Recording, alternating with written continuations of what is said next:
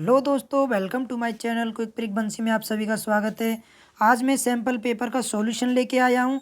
आप इसको देख सकते हैं कि कैसे पेपर करना है और कैसे कैसे एमसीक्यू और कैसे कैसे क्वेश्चन अटेम्प्ट करने हैं।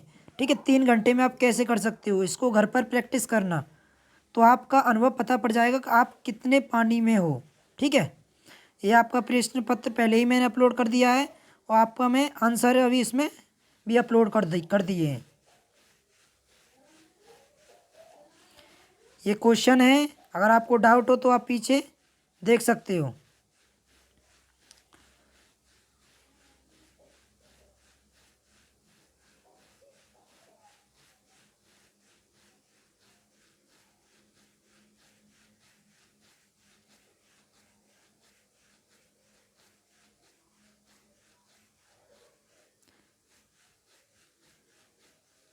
ये यहाँ से स्टार्ट होता है आंसर। ठीक है, फर्स्ट का क्या है, अमूलवादी विचारधारा, और ये सेकंड का इसका डी है। और ये वाला मैं लिख नहीं पाया तो इसका आंसर क्या है, 1930। क्या है, 1930 का दशक। ठीक है, और फिर फोर्थ का क्या है, आर्थिक विकास, ये सभी, गुजरात, सतत पोषणीय आत्मका सशक्तिकरण। और 9 का ये है, और 8 का मैं लिख नहीं पाया। 8 का क्या है, ऊष्म कटिबंधीय। क्या है, ऊष्म कटिबंधीय। क्या है, यहाँ लिख नहीं पा रहा है ढंग से स्क्रीन पर, तो आप लिख सकते हो उष्णकटिबंधीय। ठीक है, इसके बाद डेनमार्क, नीले कॉलर श्रमिक, अक्टूबर नवंबर, पढ़ना, समय आयोजित होते, और पार महाद्वीप रेल मार्ग। ठीक है, स्तनधारी कृषि ये 16 का है। इसमें से आपको 3 करने हैं, जड़ी बूटी का, पर्यावरण नियतवाद को, वन की आत्मता, और कृषि उत्पादन, भुगतान संतुलन, उपभोक्ता क्षेत्र, खाद्यान्न। ठीक है, ये तो इसके आंसर हैं। अब ये आंसर आते हैं कि विश्व व्यापार संगठन के कार्यों का उल्लेख कीजिए। यानी विश्व व्यापार के संगठनों का क्या हमें कार्यों का उल्लेख करना है, ये मैंने आंसर दिया अपने हिसाब से। ठीक है, आप इसमें और बढ़ा के लिख सकते हो। ठीक है, आप अपने हिसाब से भी लिख सकते हो। ठीक है, आप ये देख सकते हो, मैंने ये इस तरीक़ा से लिखा है, ये मैंने लिखा है अपने हाथों से। ठीक है, फिर इसमें क्या दूसरा क्वेश्चन क्या था कि अंतर्राष्ट्रीय व्यापार आयात और निर्यात दोनों के लिए लाभदायक होता है, कारण लिखिए। ठीक है, मैंने इसमें कारण भी लिखा है और आयात निर्यात क्यों फ़ायदा होता है ये भी लिखा है, और हमने एक उदाहरण भी दिया है मैंने। ठीक है, इसमें अब 19वां क्या कह रहा है, स्वतंत्रता प्राप्ति के पश्चात सरकार खाद्यान्न और उत्पादन बढ़ाने हेतु कौन से उपाय किए गए। ये इसका मैंने इसमें आंसर दिया गया है, आप देख सकते हो आराम से। ये 20वां आ गया, भारत में पूर्वी तट पर किन्हीं 3 समुद्री पतनों की विशेषता लिखिए।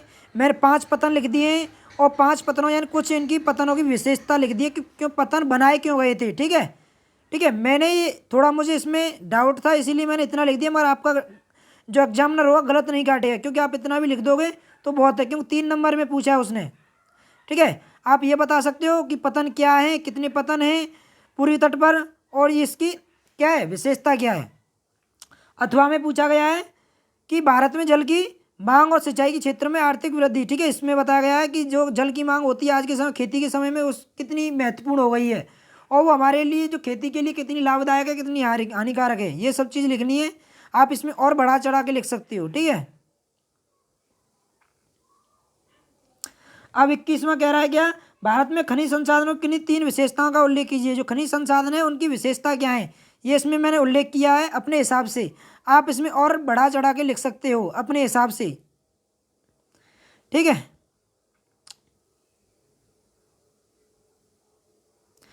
अब 22वां क्या कह रहा है कि संसार के पर्यटन अत्यधिक श्रम प्रधान और अनूठी प्रक्रिया है। इस कथन की उदाहरण सहित व्याख्या की। जो पर्यटन जो क्षेत्र है, पर्यटन जो हमें उससे क्या फ़ायदा हो रहा है, लोगों को क्या फ़ायदा हो रहा है, उसके बारे में इसमें चर्चा की गई है। ठीक है, आप देख सकते हैं, क्योंकि ये 3 नंबर वाले हैं इसीलिए मैंने ज़्यादा वर्ड लिमिट इतनी है, इतनी के हिसाब से ही लिखा है।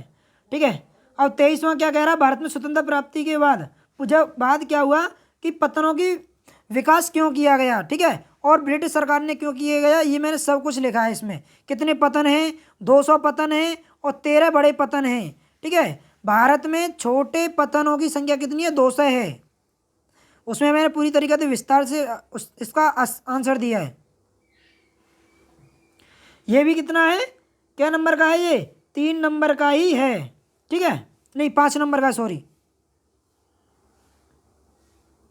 ये मैंने क्या है बंदरगाहों के नाम लिखे हैं कुछ, आप इससे पॉइंट में भी बना सकते हो, इससे आपको फायदा है। ठीक है।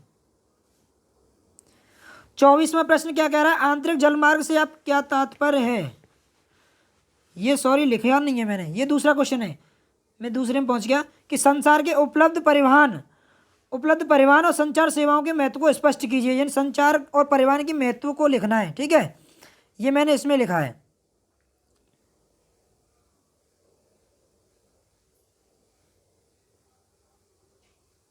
अच्छी तरीका से अगर कोई दिक्कत हो तो आप कमेंट बॉक्स में बता सकते हैं, मैं आपकी तभी सहायता करूंगा तुरंत। और 25वां प्रश्न है, भारत में कृषि विकास की विभिन्न रणनीतियों को आलोचनात्मक परीक्षण कीजिए। ठीक है, जो भारत में जो कृषि का विकास है और उसकी जो रणनीतियाँ वो उसमें कमी क्या आ रही हैं, उसको लोग छोड़ क्यों रहे हैं, उसमें कमी आने के क्या कारण हैं। ठीक है, वो सब मैंने विवरण दिया है कि पहले लोग कैसे खेती करते थे, बाद में क्या करने लग गए, और आज खेती से क्यों परेशान हैं लोग, आज क्यों छोड़ रहे हैं इसे, इसके बारे में सब मैंने विवरण दिया है यहाँ पर। ठीक, और देखिए 25वां क्या कह रहा है भी दूसरा इसमें कि बृहद तौर पर भारत की ग्रामीण बस्तियों को कितने प्रकारों में बांटा गया है। ठीक है, और बस्तियों के प्रकार बताइए, ये सब मैंने बताया इसमें। ग्रामीण के क्षेत्र जो ग्रामीण बस्तियां कितने प्रकार की होती हैं, निर्धारित क्यों किया गया है, और ये गुंचित बस्तियां, अर्धगुंचित बस्तियां क्या होती हैं, पल्लीकृत बस्तियां क्या होती हैं, परीक्षित बस्तियां क्या होती हैं, और जो ग्रामीण बस्तियों के विभिन्न प्रकारों के लिए अनेक दशाएं एवं कारक उत्तरदायी होते हैं, भौतिक कारक, सांस्कृतिक कारक और सुरक्षा संबंधित कारक। ठीक है, ये भी मैंने इसमें दे दिया है। 26वां प्रश्न क्या कह रहा है कि भारत की जनसंख्या वृद्धि की प्रवस्थाओं का विश्लेषण कीजिए। जो प्रवस्था है, 4 जो प्रवस्था है उसका विश्लेषण करना है। ठीक है, ये जनसंख्या वृद्धि कैसे कैसे कब कब हुई, क्या कारण था उसका। ठीक है, आप इसमें आंसर में देख सकते हो। अब आता हमारा क्या, मैप, वर्ल्ड का मैप। तो पहला क्वेश्चन था कि एशिया का सबसे घनत्व वाला देश कौन सा है, ये यहाँ पर मंगोलिया है। ठीक है, और दूसरा बात क्या, उत्तर अमेरिका का प्रमुख डेयरी क्षेत्र कौन सा है, प्रमुख डेयरी क्षेत्र, सॉरी मैंने ये लिख नहीं पाया हूँ इसे, मुझे ये ध्यान नहीं आ रहा है कि कौन सा है। ठीक है, और इस अफ्रीका का एक चलवासी पशु चरण, अफ्रीका का दक्षिण अफ्रीका है। ठीक है, और दूसरा क्या है कि ब्राज़ील का अंतर्राष्ट्रीय वायु पतन ब्राज़ील है। ठीक है, और ऑस्ट्रेलिया का प्रमुख समुद्री पतन कौन सा है, सिडनी है। ठीक है, विस्तृत वाणिज्य अनाज कृषि क्षेत्र कौन सा है, अर्जेंटीना, और क्या है, प्रेरीज। ठीक है, रेलवे टर्मिनल भारत में भी है, एशिया में भी है और अमेरिका में भी है, इसीलिए मैंने इसका आंसर नहीं लिखा है। अब क्या पूछा, भारत के न्यूनतम साक्षरता वाला दर कौन सा है। सबसे पहला आंसर क्या है, बिहार। फिर दूसरा कौन सा है, सिक्किम। सिक्किम के बाद कौन सा आएगा, इसमें क्या पूछा है, मयूरभंज लोहा, इसका खनन कहाँ पर है, उड़ीसा। ठीक है, उड़ीसा में भी है, उड़ीसा है इसका सही आंसर। उसके बाद क्या है कि कर्नाटक राज्य में स्थित तेल शोधन का नाम लिखिए, तो ये कौन सा है, ये देखिए नीचे है, मंगलूर। ठीक है, इसका आंसर क्या है, मंगलूर। और एक जो लास्ट जो इसमें दिया गया है कि साउथ सेंट्रल रेल मंडल का मुख्यालय कहाँ पर है, सिकंदराबाद, जो कहाँ पर है, मध्य प्रदेश में। ठीक है, आई होप आपको ये क्वेश्चन आंसर समझ में आए होंगे, आप इन्हें पढ़ सकते हो क्योंकि मैंने इनका एक्सप्लेन तो दिया नहीं है। ठीक है, आपको ये क्या एक अनुभव हो जाएगा कि हमको ज्ञान है इसमें क्वेश्चनों का। ठीक है, कितनी हमने क्या तैयारी की है, इसी के हिसाब से आप इनको एक बार करके देखें, क्वेश्चन आपके सामने है और आंसर भी आपके सामने है। ठीक है, अगर आपको कोई डाउट हो तो कमेंट बॉक्स में ज़रूर बताएं। ठीक है, जब मिलते हैं अगली वीडियो में, जय हिंद।